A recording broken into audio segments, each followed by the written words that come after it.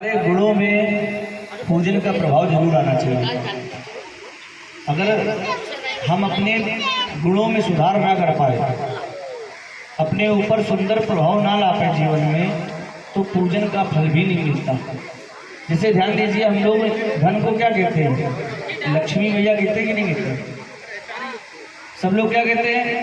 पंडित जी ऐसी पूजा करो लक्ष्मी मैया आ जाए। अच्छा विचार करो, जहाँ लक्ष्मी मैया की पूजा नहीं होती वहाँ क्या धन नहीं आता है? कि खाली हिंदुस्तान में ही धन आ रहा है? कई जगह तो ऐसी हैं जहाँ लक्ष्मी मैया की पूजा ही नहीं होती, वहाँ बहुत धन आ रहा है।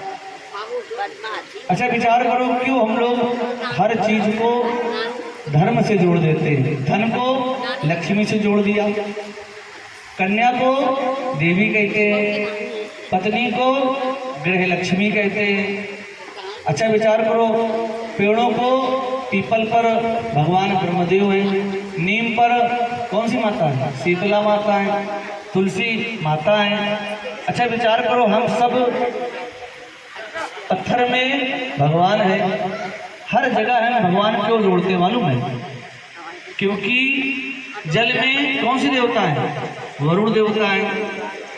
इसलिए जोड़ देते हैं कि हम कभी जल का दुरुपयोग ना करें, कन्या का सम्मान करें, पत्नी का सम्मान करें, धन की बर्बादी ना करें। अब धन क्या है? लक्ष्मी मैया है, तो लक्ष्मी मैया को उल्टी सीधी जगह खर्चा करना चाहिए क्या? तो इसलिए धर्म को जोड़ दिया गया हर व्यवस्थाओं से, जिससे कि उस व्यवस्था का दुरुपयोग ना हो। अब पता चला हम छोटी कन्या को तो कन्या खिला रहे हैं, मगर बाहर छोटी छोटी बच्चियों का अपमान कर रहे हैं। तो ऐसी कन्या आप जीवन भर खिलाइए, कोई भी नवरात्र में कृपा होने वाली नहीं है। पता चला आप बाहर सबका सम्मान कर रहे हैं, अपनों के बीच में लड़े जा रहे हैं, भिड़े जा रहे हैं। तो ध्यान दो, धन का, जल का, कन्या, पत्नी, परिवार, समाज, ये सब चीज़ें हमें जोड़कर चलना चाहिए और इन चीज़ों का अपने अंदर गुण लाना चाहिए।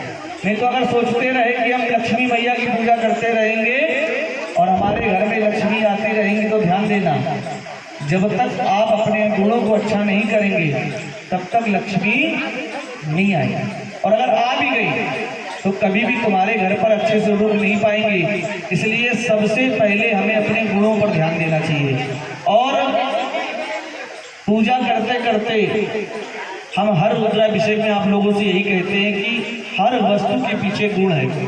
चंदन के पीछे शीतलता है, फूल के पीछे सुगंध है, फल के पीछे पवित्रता है, यहाँ तक कि हर वस्तु के पीछे कोई ना कोई गुण है। आप उस वस्तु के साथ उन गुणों को भी भगवान पर चढ़ाइए।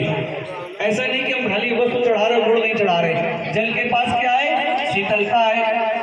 अब पता चला हम भगवान पर एक बाल्टी जल तो चढ़ा रहे हैं, मगर हमारे विचारों में जल जैसी शीतलता, पता चला बोल रहे तो जैसे लग रहा है कि मिर्ची मिर्ची निकल रहे हैं।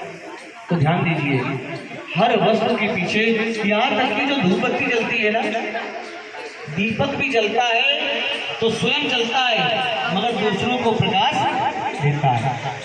तो ये गुण अगर हम ना लाए और पता चला हम दूसरे को जला दे रहे, कोई मिलने आया तो ऐसा बोल दिया कि पता चला वो उसके अपमानी करके धर दिया, तो और दीपक हमने 101 धर दिए जाकर। इसलिए हम बार बार कहते हैं, कुछ लोग कहने लगते हैं कि पंडित जी आप पूजा भी कराते हो और इन वस्तुओं के विरुद्ध भी। हम वस्तुओं के विरुद्ध नहीं बोल रहे, आप उसका भाव समझिए।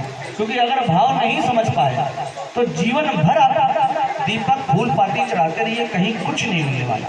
लोग चढ़ा भी रहे हैं, अगर फूल पाती दूध दही से ही भगवान खुश होते तो हम लोगों की क्या सामर्थ्य है? अंबानी, टाटा, ये तो भगवान से कहते हैं दिन भर दूध ही में रखेंगे, क्या कमी है?